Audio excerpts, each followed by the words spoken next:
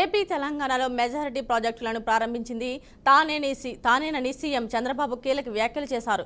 ఈ రోజు ఏపీ అసెంబ్లీలో చంద్రబాబు మాట్లాడుతూ నదుల అనుసంధానం గురించి మోడీకి పలు సూచనలు చేసింది కూడా తానేనని వెల్లడించారు.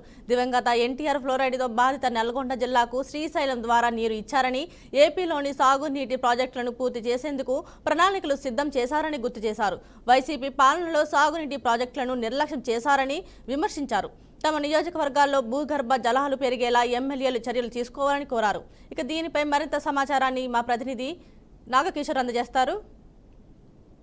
Thank you Kalyani. ఈ రోజు రెండో రోజు ఆంధ్రప్రదేశ్ లో అసెంబ్లీ సమావేశాలు కొనసాగాయి. ఈ రోజు జరిగిన అసెంబ్లీ సమావేశాల్లో నిన్న జిఎస్టీ మీద తీర్మానం చేసినటువంటి ఆంధ్రప్రదేశ్ ప్రభుత్వం ఈ రోజు జలవనరుల శాఖకు సంబంధించిన దాని మీద తీర్మానం చేసి దానిలో భాగంగా ఈ రోజు 4 గంటల నుంచి 5 గంటల వరకు ముఖ్యమంత్రి చంద్రబాబు నాయుడు ప్రసంగించడం జరిగింది. దానిలో ప్రధానంగా ఆయన కొన్ని సంచలన విషయాలు కూడా బయటపడడం జరిగింది. ప్రధానంగా ఉమ్మడి రాష్ట్రంలో ఉన్నప్పుడు మెజారిటీ ప్రాజెక్టులను నేనే ప్రారంభించానని చెప్పి కూడా చంద్రబాబు నాయుడు చెప్పడం జరిగింది. అదేవిధంగా ఫ్లోరైడ్ ప్రాంతం ఏదైతే ఉందో నల్గొండ జిల్లాకి శ్రీశైలం నది నుంచి ఎడమ కాలువ ద్వారా కృష్ణా నీటిని కూడా నల్గొండకి ఇచ్చానని చెప్పి, అదేవిధంగా పాలమూరు బాధితులు ఎవరైతే ఉన్నారో వాళ్ళందరూ కూడా వలస వెళ్తున్న పరిస్థితుల్లో అక్కడ పాలమూరు ప్రాజెక్టుకు కూడా నేను నా హయాంలో శంకుస్థాపన చేశానంటూ కూడా ముఖ్యమంత్రి చంద్రబాబు నాయుడు ఈ రోజు అసెంబ్లీ సభ సాక్షిగా ప్రకటించడం జరిగింది. దీంతో పాటు పోలవరం ప్రాజెక్ట్ ఏదైతే ఉందో అది జీవనాడి, ఆ పోలవరం ప్రాజెక్ట్ ను పూర్తి చేయాలని చెప్పేసి నేను కంకణం కట్టుకున్నాను. దానికి సంబంధించి అన్ని రకాల ప్రణాళికలు చేసేసి కేంద్రంతో చర్చించేసి పోలవరం ప్రాజెక్టు పూర్తి చేయడానికి కూడా ముందుకు వెళ్తున్నానని కూడా ఈ రోజు చంద్రబాబు నాయుడు ప్రకటించడం జరిగింది. దీంతో పాటు ప్రధానంగా చూసుకున్నట్లయితే ఏదైతే నదుల అనుసంధానం ఉందో నదుల అనుసంధానానికి సంబంధించి కూడా ప్రధాని మోడీతోటి నేను చర్చించడం జరిగింది. ప్రధాని మోడీ కూడా కొన్ని రాష్ట్రాలు దీని మీద అభ్యంతరం చెప్తున్నాయని చెప్పి కూడా చెప్పినప్పటికీ ఏదైతే రాష్ట్రాలు దీని మీద సుముఖత వ్యక్తం చేస్తున్నాయో ఆ రాష్ట్రాలను కలుపుకొని ముందుకు వెళ్ళి నదుల అనుసంధానం చేసినట్లయితే నీటి సమస్యను కూడా తగ్గించవచ్చు అంటూ కూడా ప్రధాని నరేంద్ర మోడీకి కూడా సూచనలు చేశానని చెప్పి కూడా ముఖ్యమంత్రి చంద్రబాబు నాయుడు చెప్పడం జరిగింది. దీంతో పాటు ఈ రోజు ప్రధానంగా చూసుకున్నట్లయితే శాసన మండలిలో కూడా వైసీపీ సభ్యులు ఎవరైతే ఉన్నారో వైసీపీ సభ్యులు ప్రధానంగా మెడికల్ కాలేజీలకు సంబంధించి తీర్మానం చేయాలని చెప్పి కూడా పట్టుపట్టడం జరిగింది. ఈ రోజు వైసీపీ విద్యార్థి విభాగం కూడా దీనికి సంబంధించి చెలో అసెంబ్లీ అదేవిధంగా చెలో సెక్రటరీ కూడా పిలుపునిచ్చిన నేపథ్యంలో మొత్తం ఎక్కడికక్కడ హౌస్ అరెస్టులు చేసిన నేపథ్యంలో ప్లేకార్డులతోటి వైసీపీ ఎమ్మెల్సీలు అందరూ కూడా అసెంబ్లీ ప్రాంగణం ముందు బైఠాయించిన పరిస్థితుల్లో వాళ్ళందరికీ కూడా వైసీపీ సభ్యులు తీవ్ర ఆందోళన చేస్తున్నప్పటికీ కూడా చైర్మన్ చాలాసార్లు నచ్చజెప్పే పరిస్థితికి కూడా వెళ్ళారు. కానీ వాళ్ళు ఎంతసేపటికి వినకపోవడంతో దాన్ని ఈ రోజు సోమవారం ఉదయానికి కూడా వాయిదా వేయడం జరిగింది. ఈ పీపీపీ విధానం మీద విద్యార్థులు ఇబ్బంది పడతారని చెప్పి వైసీపీ వాళ్ళు వాదిస్తున్నప్పటికీ దానికి సంబంధించి కూడా ఈ రోజు ముఖ్యమంత్రి చంద్రబాబు నాయుడు క్లారిటీ ఇవ్వడం జరిగింది. పీపీపీ విధానం వల్ల ఎటువంటి ఇబ్బందులు రావు. గత వైసీపీ ప్రభుత్వంలో ఏదైతే మెడికల్ కాలేజీలు వచ్చేసి 750 సీట్లు కేటాయించున్నారో ఆ సీట్లకు సంబంధించి కూడా అవన్నీ మిగిలిపోయి ఉన్నాయి. కాబట్టి ఇప్పుడు పీపీపీ పార్ట్నర్షిప్ లో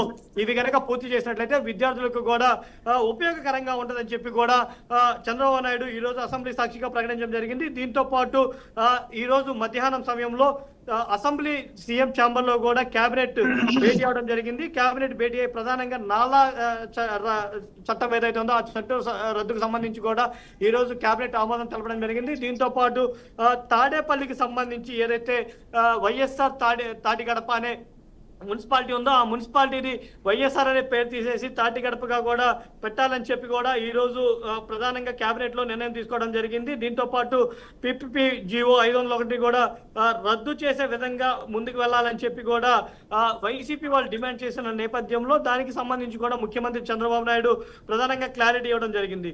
ఈ రోజు వ్యర్థాలకు సంబంధించి ఎనర్జీ ప్లాంట్ ఏర్పాటుకు సంబంధించి కూడా దాని మీద నిర్ణయాలు తీసుకోవడం జరిగింది. ఇంకో పక్క కొంతమంది అభ్యర్థులు ఎవరైతే ఉన్నారో ఎమ్మెల్యే అభ్యర్థులు వాళ్ళు కూడా ఈ రోజు ప్రభుత్వాన్ని అడగడం జరిగింది. ఏదైతే గత ప్రభుత్వంలో అక్రమార్కులు ఉన్నారో వాళ్ళపై చర్యలు ఎందుకు తీసుకోవట్లేదు, ఎందుకు జాప్యం చేస్తున్నారని చెప్పి కూడా కోన రవికుమార్, ధూళిపల్ల నరేంద్ర లాంటి వారు కూడా ప్రశ్నించడం జరిగింది. అదేవిధంగా యాత్ర సినిమాకు సంబంధించి డిజిటల్ కార్పొరేషన్ ద్వారా అక్రమ చెల్లింపులపై కూడా విజిలెన్స్ నివేదికను ఆధారంగా తీసుకొని చర్యలు తీసుకోవాలంటూ కూడా ముందుకు వెళ్ళిన పరిస్థితి ఉంది.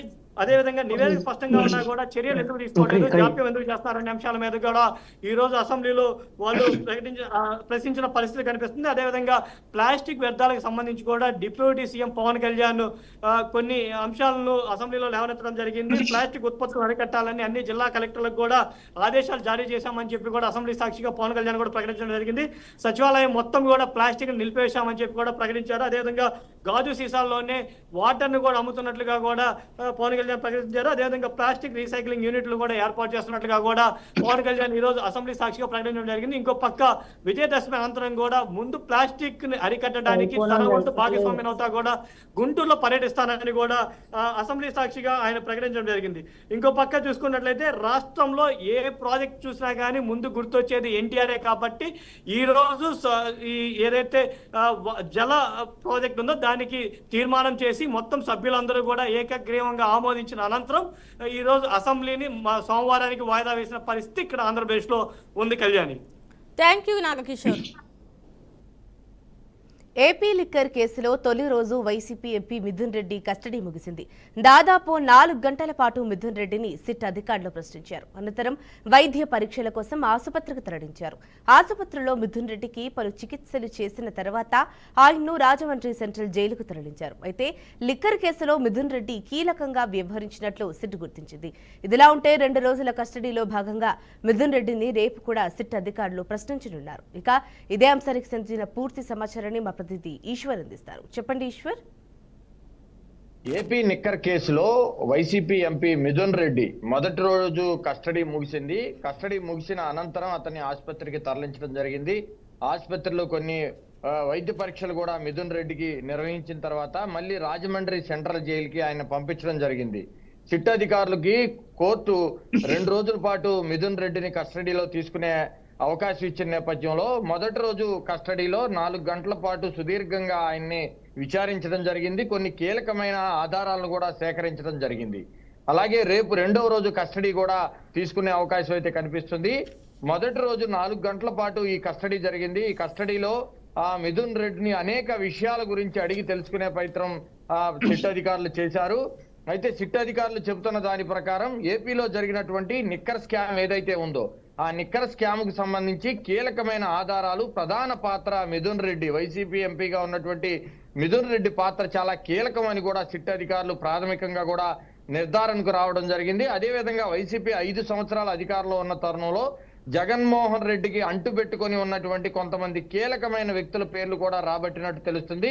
వాళ్ళందరూ కూడా ఏదైతే నిక్కర్ స్కామ్ కి సంబంధించి గతంలో ప్రభుత్వమే ఈ మద్యం షాపులన్నింటినీ కూడా నడిపిన నేపథ్యంలో ఎక్కడా కూడా డిజిటల్ చెల్లింపులు లేకుండా కేవలం క్యాష్ రూపంలోనే తీసుకోవడం, కొన్ని కంపెనీలకు బినామీలుగా ఏర్పడి కొంతమంది వైఎస్ఆర్ కాంగ్రెస్ పార్టీ నేతలే ఈ మద్యాన్ని విక్రయాలు చేసిన నేపథ్యంలో మరోవైపు ఏదైతే ప్రభుత్వం ద్వారా మద్యం షాపులు రన్ చేసిన తరుణంలో కూడా ఓన్లీ క్యాష్ ద్వారానే ఈ మద్యం అమ్మకాలు కూడా జరిపారు. ఎక్కడా కూడా డిజిటల్ చెల్లింపులు లేకుండా కేవలం క్యాష్ అండ్ క్యారీగా చేశారు. కాబట్టి ఆ వచ్చిన మనీ అంతా ఏం చేశారు, సూట్ కేసు కంపెనీలు పెట్టారా లేకపోతే దీని వెనకాల ఎవరన్నా ఉన్నారా అనే కోణంలో అయితే సిట్ అధికారులు లోతుగా దర్యాప్తు చేస్తున్న తరుణంలో మరోవైపు ఈడీ కూడా రంగ ప్రవేశం చేసిన నేపథ్యంలో వైఎస్ఆర్ కాంగ్రెస్ పార్టీలో ఉన్నటువంటి కొంతమంది కీలకమైన నేతల గుండెల్లో రైళ్లు పరిగెడుతూ ఉన్నాయి.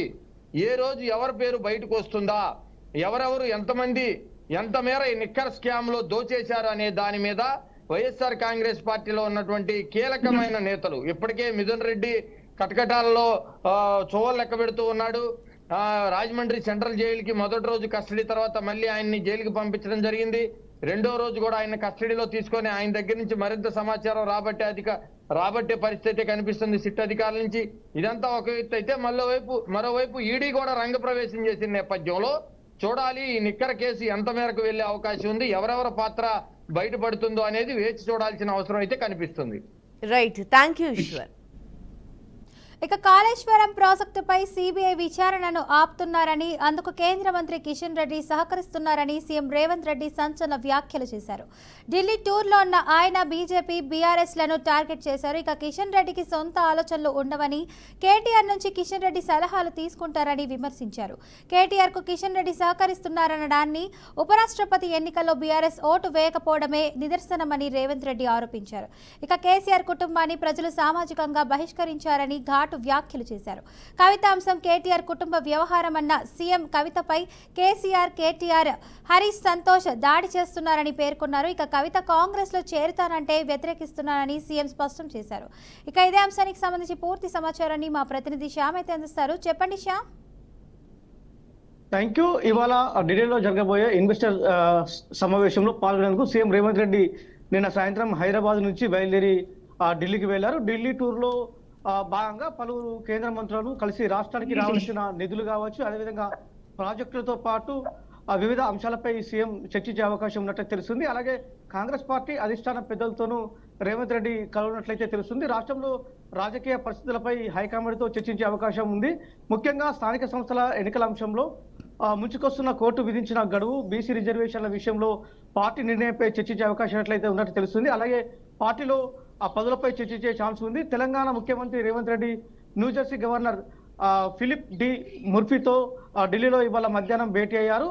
విద్య, గ్రీన్ ఎనర్జీ, ఎంటర్టైన్మెంట్, మౌలిక సదుపాయాలు, మూసీ రివర్ ఫ్రంట్ తదితర అంశాలపై సీఎం రేవంత్ రెడ్డి న్యూజెర్సీ గవర్నర్తో ప్రధానంగా చర్చించారు. తెలంగాణ విజన్ 2047 సాధనలో తమ ప్రభుత్వం చేస్తున్న కృషిని ముఖ్యమంత్రి ఫిలిప్ డి ముర్ఫీకి వివరించారు. ఐటీ, ఫార్మా రంగంలో తెలంగాణ రాష్ట్రం ప్రాధాన్యాన్ని సీఎం తెలియజేశారు.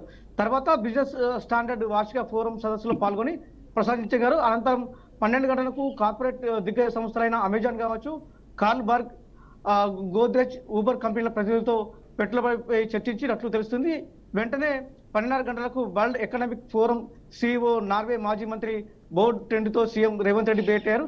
ఢిల్లీలో ఉన్న సీఎం రేవంత్ రెడ్డి బీజేపీ అయితే ఘాటు వ్యాఖ్యలు చేసిన పరిస్థితి కనబడుతుంది. ముఖ్యంగా కాళేశ్వరం ప్రాజెక్టుపై ఏదైతే సిబిఐ విచారణ ఉందో ఆ సిబిఐ విచారణను మాత్రం కేంద్ర మంత్రి కిషన్ రెడ్డి ఆపుతున్నారని చెప్పేసి చెప్తున్న పరిస్థితి కనబడుతుంది. ఏదైతే కిషన్ రెడ్డికి మాత్రం సొంత ఆలోచనలు ఉండవు, తనకుంటూ ఒక స్ట్రాటజీ ఉండదు. ఏదైతే కేటీఆర్ అన్నాడో కేటీఆర్ ఇచ్చిన సలహాల ప్రకారమే కిషన్ రెడ్డికి మాత్రం ముందుకెళ్తున్నారని చెప్పిన పరిస్థితి కనబడుతుంది. ముఖ్యంగా ఏదైతే ఉపరాష్ట్రపతి ఎన్నికల సమయంలో బీఆర్ఎస్ మాత్రం ఓటు వేయకపోవడమే దీనికి నిదర్శనమని చెప్తున్న పరిస్థితి కనబడుతుంది. మొత్తం మీదనైతే అయితే కిషన్ రెడ్డికి ఎటువంటి స్ట్రాటజీ లేదు, అతను కావాలని చెప్పేసి అయితే బీఆర్ఎస్ ను కాపాడుకుంటూ వస్తున్నాడు, అదేవిధంగా కేటీఆర్ ను కాపాడుకుంటూ వస్తున్నాడు అని చెప్పేసి కేటీఆర్ ఘాటైన వ్యాఖ్యలు చేసిన పరిస్థితి కనబడుతుంది. ముఖ్యంగా ఏదైతే కవిత అంశంపై తను అయితే ఘాటైన తనైన శైలి చెప్పిన పరిస్థితి కనబడుతుంది. అయితే కవితను మాత్రం బీఆర్ఎస్ నుండి వేరు చేయడానికి కేటీఆర్ కావచ్చు, హరీష్ రావు, అదేవిధంగా సంతోష్ రావు కుట్రపన్ని తనను మాత్రం బీఆర్ఎస్ పార్టీకి వేరేసే పనిలో ఉన్నారని చెప్పేసి చెప్తున్న పరిస్థితి కనబడుతుంది. అది కవిత విషయం అనేది తన సొంత కుటుంబం విషయం కాబట్టి దాన్ని ఎవరు పట్టించుకోవాల్సిన అవసరం లేదని చెప్తున్న పరిస్థితి కనబడుతుంది. ముఖ్యంగా కవిత కనుక కాంగ్రెస్ పార్టీలో చేరుతానంటే మాత్రం తాను కంపల్సరీ అడ్డుపడతానని సీఎం రేవంత్ రెడ్డి స్పష్టంగా చెప్పిన పరిస్థితి కనబడుతుంది. Right, thank you Shyam. 420 హామీలను ఇచ్చి ప్రజలను కాంగ్రెస్ ప్రభుత్వం మోసం చేసిందని బీఆర్ఎస్ వర్కింగ్ ప్రెసిడెంట్ కేటీఆర్ విమర్శించారు. జూబ్లీహిల్స్లో కాంగ్రెస్ను గెలిపిస్తే సంక్షేమ పథకాలు అమలు కావని ఆయన ఆరోపించారు. జూబ్లీహిల్స్ ఉప ఎన్నిక దగ్గర పడుతున్న నేపథ్యంలో జూబ్లీహిల్స్ నియోజకవర్గ నేతలు, కార్యకర్తలతో తెలంగాణ భవన్లో కేటీఆర్ సమావేశమయ్యారు. ఈ సందర్భంగా ఆయన మాట్లాడుతూ కాంగ్రెస్ ప్రభుత్వంపై విమర్శలు గుప్పించారు. జూబ్లీహిల్స్లో కాంగ్రెస్ను గెలిపిస్తే సంక్షేమ పథకాలు అమలు కావని ధ్వజమెత్తారు. జూబ్లీహిల్స్ ఉప ఎన్నికలో గెలిచేందుకు కాంగ్రెస్ 100 కోట్లు ఖర్చు పెడుతుందని ఆరోపించారు. మోదీ, అదానీలను సీఎం రేవంత్ వెనకేసుకొస్తున్నారని కేటీఆర్ మండిపడ్డారు. ఇక దీనిపై మరింత సమాచారాన్ని మా ప్రతినిధి శ్రీనివాస్ అందజేస్తారు. చెప్పండి శ్రీనివాస్. తెలంగాణలోని జూబ్లీహిల్స్ ఉప ఎన్నిక హైదరాబాద్ కేంద్రంగా జరుగుతున్న జూబ్లీహిల్స్ ఉప ఎన్నిక ఒక వామపక్షాలు కావచ్చు, వివిధ పార్టీలో పనిచేసినటువంటి ప్రధానంగా చూసేది ప్రతిపక్షంగా ఉన్నటువంటి తెలంగాణలోని బీఆర్ఎస్ పార్టీ ఒక సవాల్గా నిరూపిస్తుంది. ఇకపోతే కేటీఆర్ చేసేటటువంటి ప్రసంగాలు అంటే కాంగ్రెస్ పార్టీని గెలిపిస్తే అభివృద్ధికి దూరం అవుతారు, అభివృద్ధిలో భాగస్వామ్యం కాలేరు అనేది కూడా ప్రజలకు చెప్పడానికి ప్రయత్నం చేస్తున్నారు. దీనిపై ఇప్పటికే అంటే కేటీఆర్ చేసిన వ్యాఖ్యానాలు గతంలో అంటే బీఆర్ఎస్ పార్టీలో చేసిన అభివృద్ధికి అనవసరంగా ప్రజలు తిరిగి కాంగ్రెస్ పార్టీకి ఓటేశారు కాబట్టి ఇప్పుడు మళ్ళీ జూబ్లీహిల్స్ ఉప ఎన్నికల్లో కాంగ్రెస్ పార్టీకి ఓటేస్తే మాత్రం అభివృద్ధి శూన్యం అవుతుందనేది కేటీఆర్ స్పష్టంగా ప్రజలకు కూడా చెప్తున్నటువంటి పరిస్థితి. ఇలాంటి విషయాలు పునరావృతం కాకుండా చూడడానికి కూడా కాంగ్రెస్ పార్టీ సంబంధించిన క్యాడర్ కానీ కాంగ్రెస్ పార్టీ నాయకులు కూడా పదే పదే చెప్తున్నారు.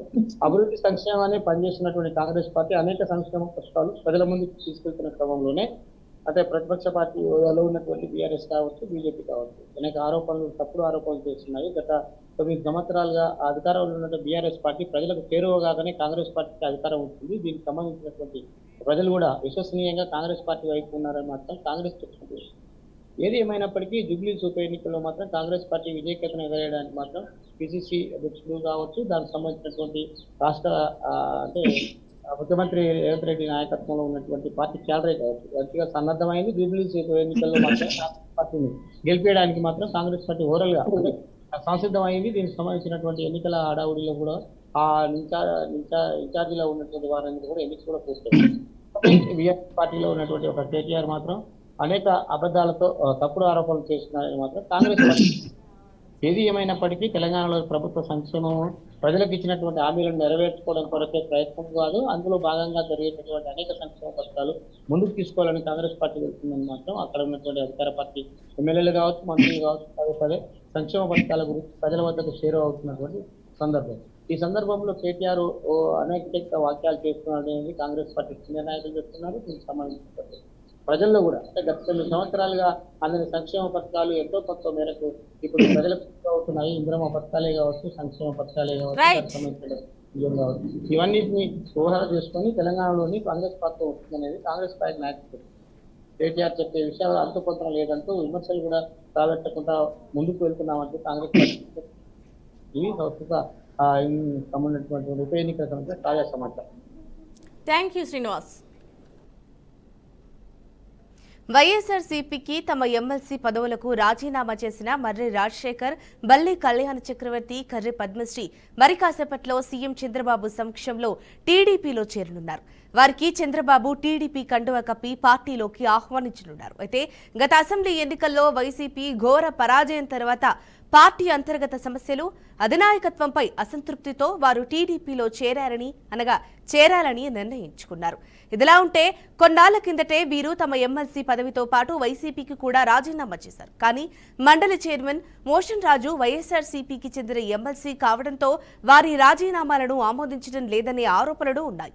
మరోవైపు కైకలూరుకు చెందిన జయమంగళ వెంకటరమణ కూడా తన రాజీనామాను చైర్మన్ ఆమోదించడం లేదని కోర్టుకు వెళ్లారు. అయితే రాజీనామాలను ఆమోదించడంలో ఆలస్యం చేస్తున్నారని మండలి చైర్మన్ కు కోర్టు 10,000 రూపాయల ఫైన్ కూడా వేసింది. కానీ ఇంకా ఇప్పటి వరకు ఆయన ఎలాంటి నిర్ణయం తీసుకోలేదు. ఇక ఇదే అంశానికి సంబంధించిన పూర్తి సమాచారాన్ని మా ప్రతినిధి బసవరాజ్ అందిస్తారు. చెప్పండి బసవరాజ్. జల్సి వైసీపీ పార్టీలో అంతర్గత యుద్ధం మొదలైనట్టు తెలుస్తుంది. ఏదైతే పార్టీ అధినాయకత్వం పైన నమ్మకం లేక కొందరు రాజీనామా చేస్తున్న పరిస్థితులు మనం చూస్తా ఉన్నాం.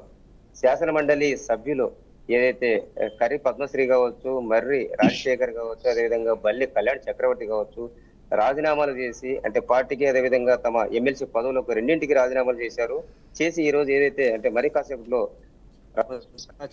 సమక్షంలో అంటే కూటమి పార్టీలో చేరనున్న పరిస్థితి అంటే టీడీపీలో